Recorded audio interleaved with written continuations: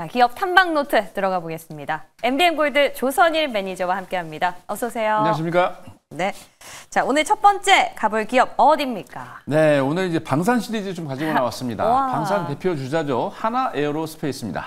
참 방산이요.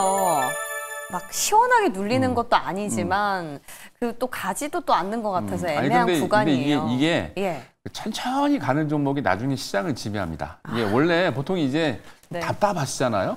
근데 여러분들이 아셔야 될 게 뭐냐면 투자하시면서 원래 투자라는 거는 여러분들 뭐 시원하다고 재미를 보려고 하는 게 아니잖아요. 그죠?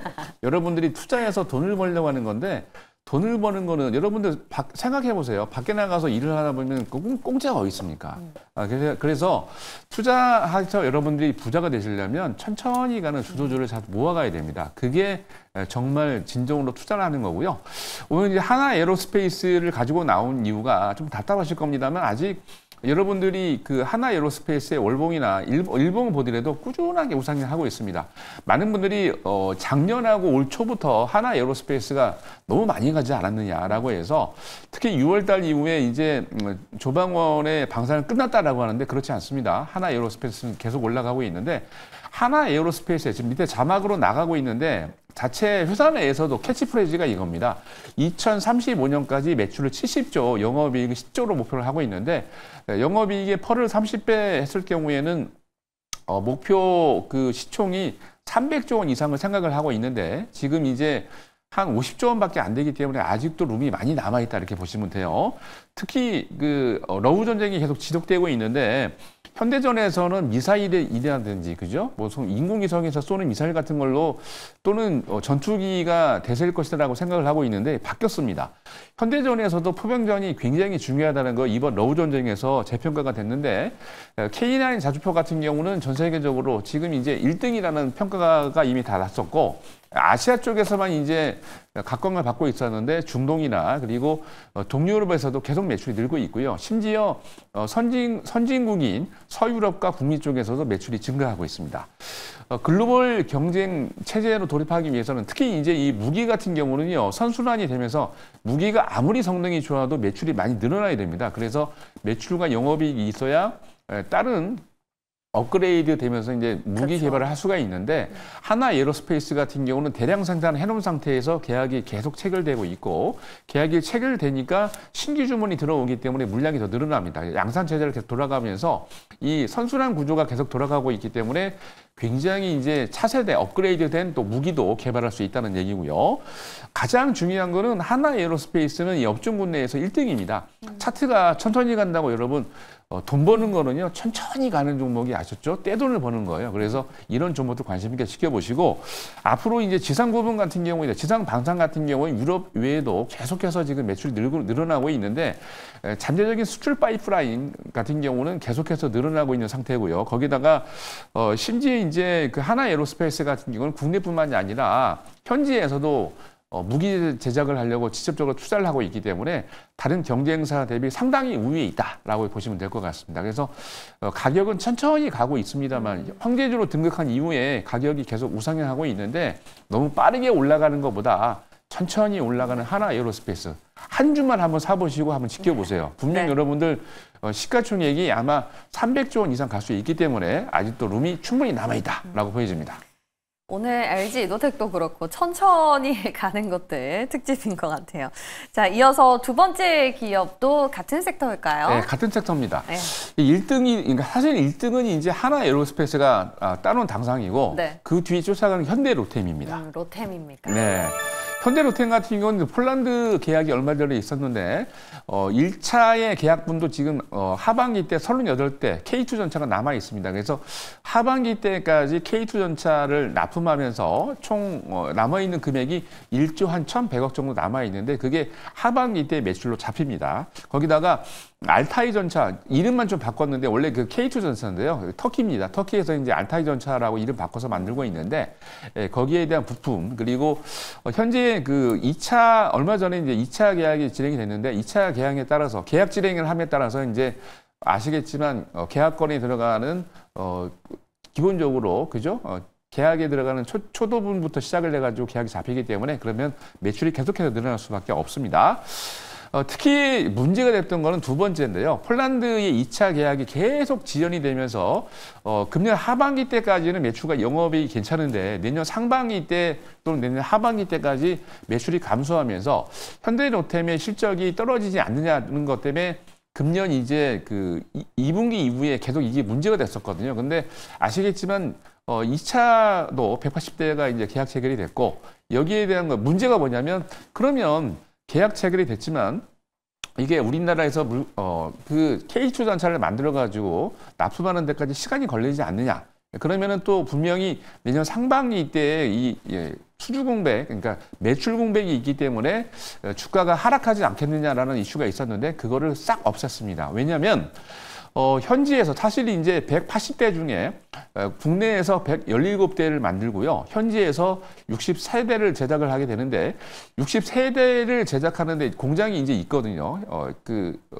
폴란드 내에도. 근데 거기서 제작을 하게 되는데 기본적으로 이거를 제작을 하면서 나오는 매출이 계속해서 그러니까 이게 찍히는 겁니다. 매출로. 그래서 내년 상반기 때도 걱정하지 않아도 된다라는 이슈가 부각이 됐고 그리고 현대로템 같은 경우는 방산 이외에도 전동차, 쉽게 얘기해서 뭐 전철이라든지 여러분들 기차 관련된 부품도 만드는데 생산하게 되는데 현재 국내에서는 이제 저가 수주를 하고 있는데 저가 수주가 완료가 다 됐고 앞으로는 고가 수주로 이제 전환이 돼서 나올 예정이고요. 특히 굉장히 중요한 거는 미국 같은 경우에 차세대 전동차 프로젝트를 진행을 하는데 굉장히 큰 금액입니다. 이게 하반기나 내년 초에 이제 수주 가능성이 있기 때문에 그렇게 된다면 현대로템이 제가 보기엔 지금이 22만 원이 고가가 아니고 충분히 우상향할 수 있는 여유가 있다라고 보고 있기 때문에 현대로템도 관심을 가져보시기 바랍니다. 좋습니다. 방산하면 실적인데 또 이제 실적 시즌이지 않습니까? 이에 대한 기대감 가져보겠습니다. 이제 리뷰 들어가 볼 텐데요. 롯데관광개발 역시나 실적이 좀 기대되는 기업 가운데 하나예요. 네, 맞습니다. 특히 이제 카지노 매출이 2분기 때 좀 많이 실적이 좋지 않을 걸로 예상을 했었는데 무려 이제 331억 카지노에서만 이렇게 돼서 컨센이 293억이었는데 크게 상회를 했고요. 지금 이제 운영 수익률만 보더라도 21%가 넘어갑니다. 돈을 잘 벌고 있다는 얘기죠. 2분기 때 기준으로 해서 이제 차입을 많이 했습니다. 은행권에서. 그래서 360억 이상의 은행 비용, 이자 비용이 발생을 했는데 그거 빼고도 거의 한 600억 가까이 수익을 냈습니다. 그러면 영업이익만 무려 한 1,000억 가까이 냈다는 얘기인데 그 정도로 매출이 굉장히 좋다는 얘기죠. 앞으로 뭐 하반기 때 지금 이제 중국 비자가 이제 상시적으로 한 그렇죠. 6개월 이상 이제 여러분들 아시겠습니다만 무비자가 되기 때문에 앞으로 중국인들이 입도를 많이 하는데 제주도를 놀러 가는 중국인이 또 많다고 그래요. 그래서 매출이 더 늘 것으로 보입니다. 그래서 관심 있게 지켜보시고요. 2차 목표 가격은 22,000원으로 상향 조정하도록 하겠습니다. 네, 저희 한 번 더 목표가 상향 조정해서 터치하기를 고대해 보겠습니다. 자, 이제 오늘 시장에서 관심 가져볼 만한 종목이 나올 차례인데요. 또 네. 어떤 기업입니까? 오늘은 지주사 가지고 나왔는데 설명만 한 이 시간대 두세 번 이상 계속 해갖고 공략을 하지 않았는데요. 드디어 공략에 들어갑니다. 어떤 기업이죠? 네, 효성입니다. 아, 그러네요. 몇 차례 몇 또 좋다고 말씀해 계속 주셨었죠. 한 세네 번 이상 얘기했는데 공략은 안 했죠. 근데 효성 같은 경우는 효성중공업이 실적 서프라이즈를 났죠. 원래는 이제 건설 부분에서 이게 실적이 안 좋아서 왜냐면 이게 일회성 비용으로 굉장히 많은 돈이 들어갔기 때문에 실적이 2, 4분기 때 안 좋아질 것이다라고 예상을 했는데 깜짝 놀랐습니다. 2, 4분기 때 수주만 2조 2천억에서 전년 대비 무려 44% 이상의 수주 기록을 발생을 했고요. 이렇게 신규 수주가 나오면서 수주 같은 경우에 전체 남아있는 금액이 10조 7천억으로 전년 대비 무려 63%가 증가했습니다. 북미 잔고가 계속 증가하고 있는데 사실 이제 효성중공업하고 비교되는 게 LS 일렉트로닉, 현대 일렉트로닉인데 이 기업들 같은 경우는 중소형 변압기를 제조하고 있기 때문에 굉장히 마진이 좋습니다. 근데 효성중공업 같은 경우는 뭐 고용량 변압기 같은 경우 600억이 넘는 금액도 있습니다. 한 대당. 그러니까 이게 계약 체결을 하고 난 다음에 이제 콘텀 점핑하기 있기 때문에 조금 늦은 면이 없지 않아 있습니다만 수주가 늘어나면서 이제 드디어 고성장 기로에 들어갔다라고 보여지고요. 2분기 매출액 같은 경우에는 한 1조 한 5천억이 났는데 전년 대비 27% 성장한 수치고요. 이 고마진으로 이 중공업 같은 경우에 고마진으로 1조 한 600억 정도 전년 대비 42% 증가한 수치를 보이고 있습니다. 그리고 이제 은행권이 들어가는 단말기를 만드는 효성 TNS 같은 경우에도 실적이 굉장히 좋습니다. 미국 대형은행, 그다음에 유럽 은행 쪽에도 진출을 하고 있는데요. 특히 동남아인 인도와 인도네시아에서 매출이 꾸준하게 증가를 하고 있습니다. 하반기 때는 선진국향 매출이 증가하고 있기 때문에 여기에 대한 반사이익을 받는다라고 보시면 될 것 같고, 가장 아픈 새끼손가락이 효성화학이었는데 효성화학이 지금 적자가 굉장히 많았었거든요. 올해 2, 4분기 때까지. 근데 문제는 금융권에서 이제 계속 이제 이렇게 된다면 관리 종목으로 들어가기 때문에 문제를 제시를 했었는데 1, 4분기 3월 달에 효성에게 갖고 있던 터미널을 1,500억에 매각을 하고요. 그게 2분기 때 다 정리하고 나서 지금 유동성을 확보를 했습니다. 그래서 이제 그 효성화학 같은 경우에도 지분법이 증가해서 여기에 대한 반사익을 받기 때문에 관심 있게 지켜보시고, 네. 계속 신고가를 냈기 때문에 공략을 못했는데 신고가 이후에 지금 보시는 것처럼 핸들 좀 내려왔네요. 그죠? 컵핸들이 만들어진 과정이기 때문에 딱 준비해서 공략하면 딱 좋을 것 같습니다. 매수는 시초가에 공략을 하고요. 1차 목표 가격은 94,000원, 손절 라인은 8만 원 제시해 드리겠습니다. 네, 좋습니다. 오늘의 관심주는 효성이었으니까 시초가 한번 잘 지켜보시고요. 오늘도 8시에 매일 좀 뵐 수 있습니까? 네, 8시에 바로 공개 방송이 있습니다. 네. MBN 골드에서만 여러분들 공개 방송하니까 MBN 골드에 오셔서 공개 방송 꼭 확인해 주시고 좋은 주목 또 보시기 바랍니다. 네, 좋습니다. 오늘도 조서희 매니저와 함께 시장 전략 잘 세워가시기 바랄게요. 도움 말씀 주셔서 고맙습니다. 감사합니다.